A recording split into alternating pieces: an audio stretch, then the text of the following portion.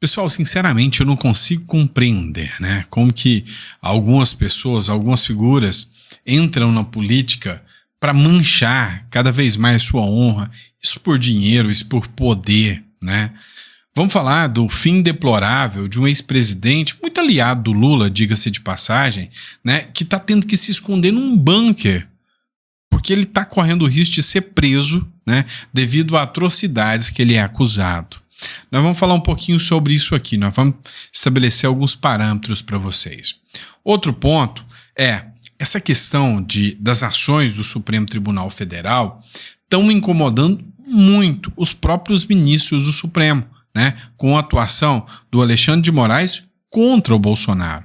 É óbvio, né, segundo a matéria do Lauro Jardim, eles não vão declarar isso em público, mas nos bastidores é que os ministros do Supremo já estão, assim, pé da vida com o ministro do Supremo Alexandre de Moraes e que já cogita-se até em abandonar o ministro Alexandre de Moraes, apesar, né, do Supremo Tribunal Federal ser um órgão tão corporativista, talvez o mais corporativista do país, o que mais se blinda, né?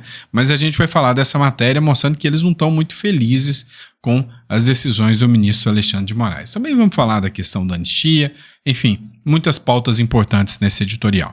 Então é óbvio, não esqueça de se inscrever no canal, curtir, compartilhar, isso ajuda e ajuda bastante, né? Que as pessoas conheçam um pouquinho o nosso trabalho aqui que visa conscientizar vocês, tá bom? Vem comigo, vamos entender um pouquinho mais do que está acontecendo na política, é interessante a gente entender. Vamos lá, primeira matéria que eu trago para vocês. Evo Morales. Não, que fim deplorável está chegando o Evo Morales, né? Evo Morales foge da justiça na selva boliviana e planeja retorno à presidência, né? Ele está fugitivo, a polícia pode prendê-lo a qualquer momento.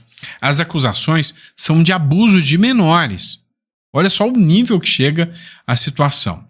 É uma matéria da Folha de São Paulo, mas escuta, para você ver se, cara, que padrão de vida é esse? Essa política compensa? Ah, meu Deus.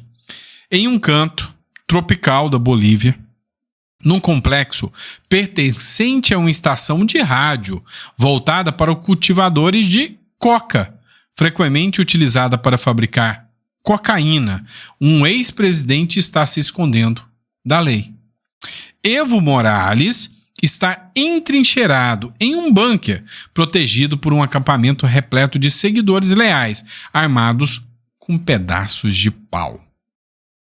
Eles estão prontos para rechaçar qualquer tentativa de prendê-lo sobre acusação de tráfico humano e abuso de menor, né? Então, a justiça tem provas, né, robustas de abusos de menores praticados pelo Evo Morales e também, né, de tráfico humano. Para você ver o nível que chega a política, né? E aí o Evo Morales fala que também esquerdista, presidente da Bolívia, está, né, armando contra ele, que tudo é uma armação e que ele está sendo perseguido. Mas olha só o nível que chega toda essa situação. Vamos lá. E aqui no Brasil, entrando agora aqui na política brasileira, o Hugo Mota meio que incomodou o Lula, porque o Arthur Lira era um isentão completo, né? Vamos ser sinceros aqui, não entrava em atrito com Lula, muito difícil, só resolvia peitar o STF quando os interesses, né, dos deputados e da Câmara estavam violados. Agora o Hugo Mota já chegou com um discurso que ajuda o Brasil. Impressionante, mas foi. E mandou um recado pro Lula, ó, não dá mais. Hugo Mota manda recado pro desgoverno Lula, é o que publicou aqui a Samantha Cavalcante, né, sobre a questão dos gastos públicos. Só um comecinho para você entender. Não dá mais para afastar as decisões do governo da responsabilidade com relação às despesas aos gastos públicos.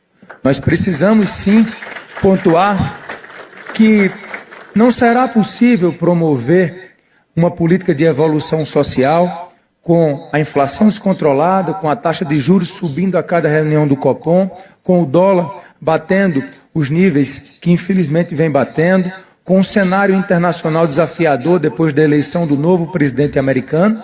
Então isso obriga que o Brasil seja cada vez mais eficiente, porque ao final, se não entrarmos numa agenda de responsabilidade, termos aí talvez um período de muita dificuldade com essas taxas descontroladas e com o nosso povo, a nossa população sendo penalizada ao final. Você quer que eu resuma o que ele falou? Lula, para de gastar dinheiro. A gente não aguenta.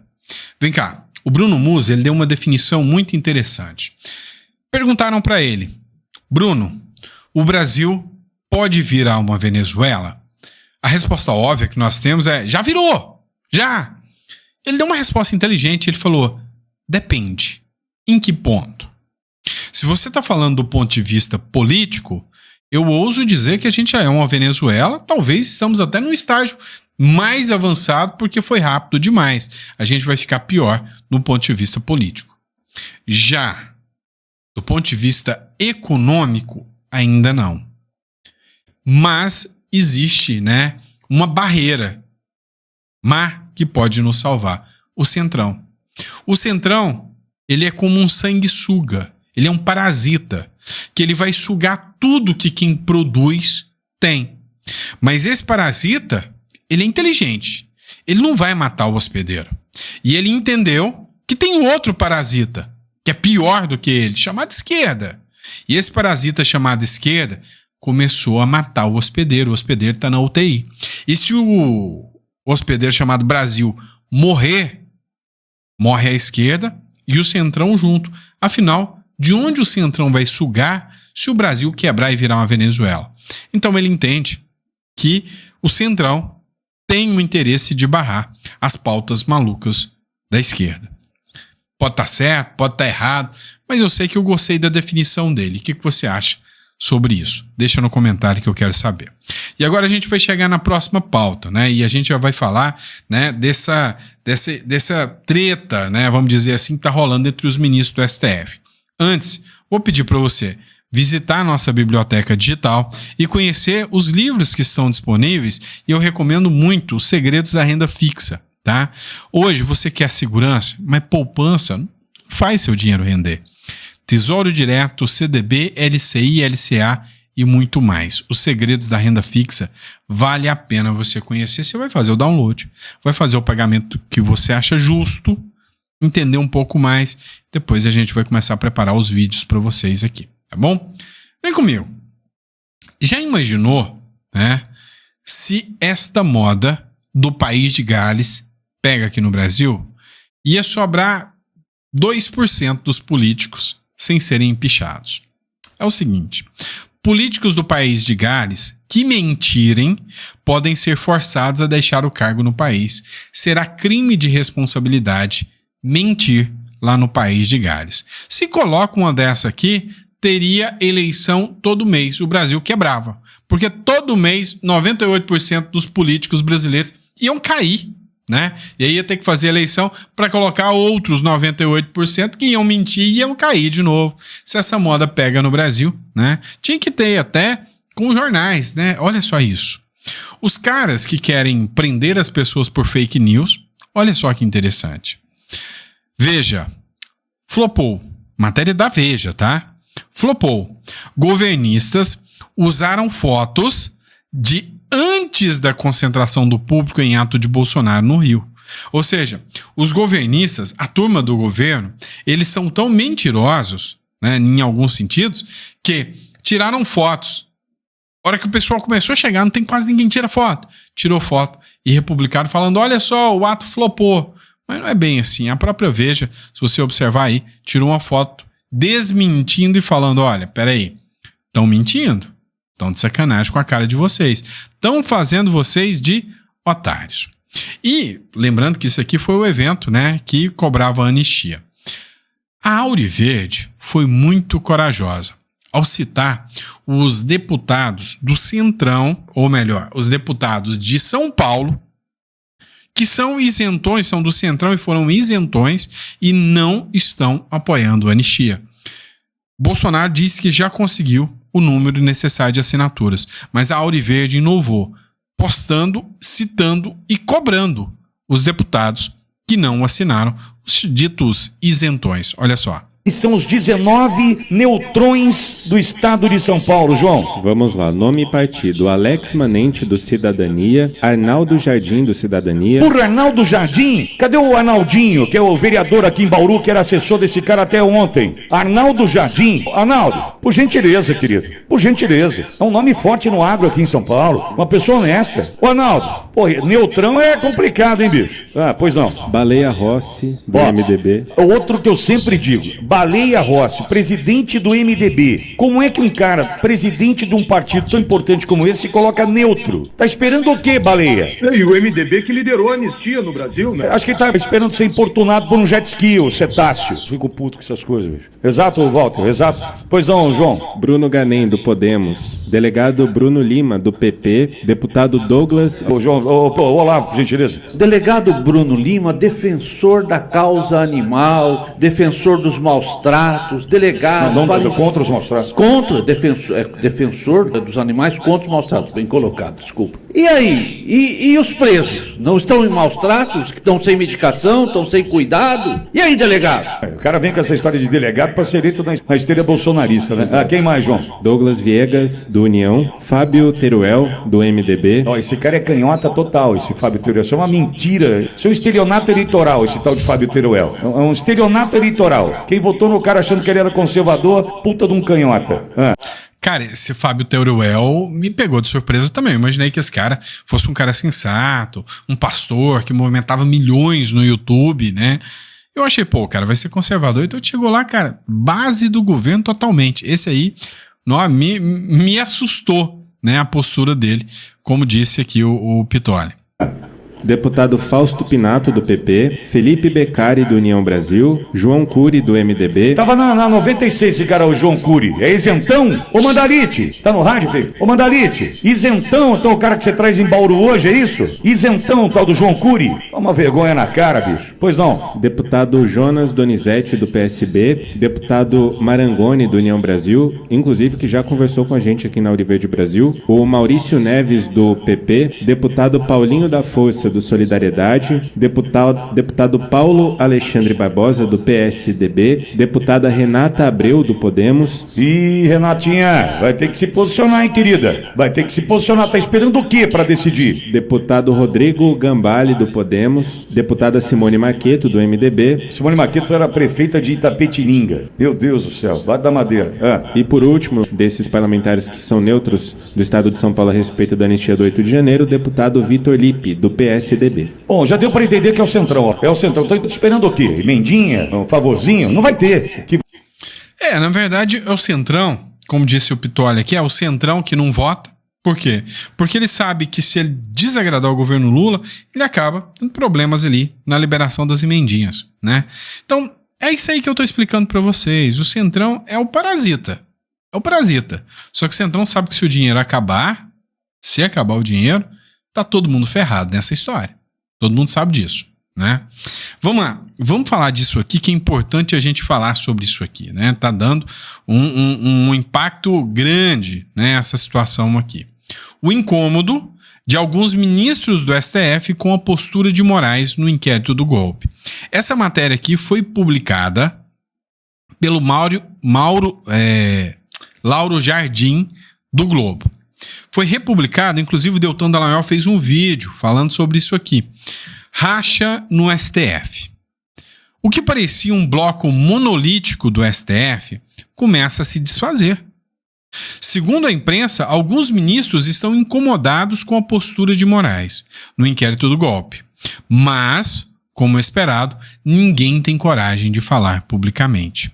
Se esses ministros realmente discordassem dos abusos do ministro Alexandre de Moraes, simplesmente divergir seus votos em vez de aderir a tudo que Moraes, né, propõe, poderiam assim expor os absurdos cometidos e as violações às constituições e à lei. Mas não, preferem jogar indiretas pela imprensa. E é isso, literalmente o que está acontecendo é uma indireta pela imprensa mesmo. O que acontece? Para deixar a coisa um tanto quanto mais, vamos dizer assim, mais tensa, né? Ou melhor, menos tensa, imprime aí que a gente tá desgostoso com o Alexandre de Moraes, né? Mostra para ele aí que a gente tá desgostoso, que a gente quer que ele saiba, mas nós não vamos falar. Nós não podemos falar também em público. Mas assim, deixa bem claro aí que a gente está insatisfeito, né, com essa postura do Moraes aí. E aí vem e usa a imprensa, né, para divulgar isso. A matéria do Lauro Jardim, o que não chegou a nem ser uma matéria, o que mais me impressionou foi isso aqui, ó. O incômodo de alguns ministros do STF com a postura de Moraes no inquérito do golpe, os atropelos, o acelero, né, a velocidade que isso está acontecendo. Mas olha o tamanho da matéria. Esse aqui é um parágrafo. Em conversa reservada com alguns ministros do STF, se mostram incomodados com a postura de Alexandre de Moraes na condução do inquérito do golpe. Avaliam que o seu comportamento tensiona o caso mais do que o necessário. Esses ministros, porém, não dirão isto em público. Caramba, né? Assim, chega a ser um tanto quanto assustador, né? Essa forma, né? Essa postura aí, né? Por parte dos ministros, né? Que, assim, como disse bem o Deltan Dallagnol, por que já não tomam, né, uma atitude assim de imediato em relação a isso, falando para ele, divirjam os votos, questionem, votem contra a prisão dos presos do 8 de janeiro ou aceitem recursos que chegam até eles em relação ao Bolsonaro, mas por que disso, né? Por que desse tensionamento como acontece, né? Vamos lá, pessoal, vamos falar aqui. O Augusto Nunes fez uma publicação que me chamou muita atenção, do quanto, né, a relação financeira entre o Lula e a Globo, ou seja, entre a esquerda e a Globo, é espúria. Olha só o trecho do vídeo que ele publicou aqui na Revista Oeste, escuta só. Não precisa de espaço para anúncio na Globo, que já tem o espaço ocupado pelos jornalistas estatizados diariamente. Aí eles estão apresentando uma realidade que não existe. É uma realidade paralela que no mundo em que eles fingem viver, jornalistas, analistas, apresentadores, nesse mundo aí o Correio funciona, o Banco do Brasil é uma maravilha, etc, etc. Portanto, não é nenhuma acusação, mas uma dedução, dizer que esse dinheiro é para comprar, garantir o apoio de empresas de comunicação. É isso. O comentário do jornalista Augusto Nunes, que você acabou de ver e ouvir, não se deu por acaso. Conforme destacou a equipe do programa Oeste Sem Filtro, o atual governo federal, sob comando do presidente Luiz Inácio Lula da Silva, já repassou mais de 300 milhões de reais para o Grupo Globo. A retirada de dinheiro do bolso dos pagadores de impostos do país para o caixa da família Marinho se deu de forma multimídia. Em 2 anos, o governo Lula bancou campanhas publicitárias em canais da televisão aberta, emissoras da TV fechada, estações de rádio, revista, jornais impressos e sites. Ao todo, de janeiro de 2023 a dezembro de 2024, a Secretaria de Comunicação Social da Presidência da República, a SECOM, pagou 318 milhões de reais em anúncios divulgados em veículos do Grupo Globo. 318 milhões de reais, né, em anúncios da Rede Globo. Hoje, tem youtubers que têm muito, mas muito mais impacto, alcançam muito mais pessoas do que o Grupo Globo de comunicação. A Globo, a verdade hoje, é que pouquíssimas pessoas ainda estão interessadas em assistir Globo, pouquíssimas pessoas ainda estão preocupadas em assistir, né, o que a Globo divulga, né, o Brasil, né, sinceramente, já não condiz com a realidade do povo brasileiro, né? Vamos lá, por fim, mas não menos importante, a última matéria que eu quero tratar com vocês, ainda atinente ao Supremo Tribunal Federal, essa matéria da Revista Oeste aqui. A pregação de Mendonça contra perseguições e injustiças. Eu pus o trecho aqui para vocês e questionei, né? Falei que não basta só palavras, a gente quer ver ação, né? Durante um culto evangélico No domingo, dia 16, na Igreja Presbiteriana de Pinheiros, em São Paulo, onde o Mendonça, né, foi colocado como pastor, né, oficial, ele pregou contra perseguições e injustiças. Abre aspas. Porque Deus, diante de tanta injustiça, diante de tantas situações de perseguições, não intervém e faz cessar a injustiça e faz cessar as perseguições. Interpelou o juiz do STF. Abre aspas.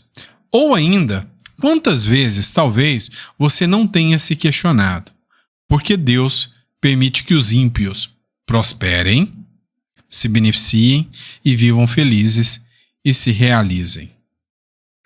Eu acho que quando a gente está falando de injustiça, de ímpios prosperando, o Mendonça podia aproveitar que está lá e fazer uma pesquisa de campo para a gente entender um pouco mais, né? Porque, cá entre nós, hoje a representação da injustiça é a chamada justiça brasileira. Tô errado? Se eu tiver, pode puxar minha orelha, tá bom? Obrigado, pessoal. Espero que vocês tenham gostado do nosso editorial. Hoje foi 5, hein? Gostaram? A gente vai tentar fazer novamente todos os editoriais. Amanhã de manhã a gente tá de volta, né? Para tomar puxão de orelha para vocês concordarem com a gente. A gente tá aqui num bate-papo, né? E assim, eu sou grato, muito feliz, porque muitas pessoas realmente falam, olha, Sandro, o que eu gosto é que você conseguiu ter uma certa voz para falar para milhões de pessoas. E o que você fala, às vezes, me representa muito. Então, eu me sinto representado quando você fala. Eu me sinto, né, como se a sua voz fosse a minha voz. É como se eu tivesse transferido os pensamentos para você e você feito aquele comentário no seu canal. Então, pessoal, só posso agradecer, tá? A cada um de vocês que estão aqui conosco. Abraço, fiquem com Deus e até o próximo editorial.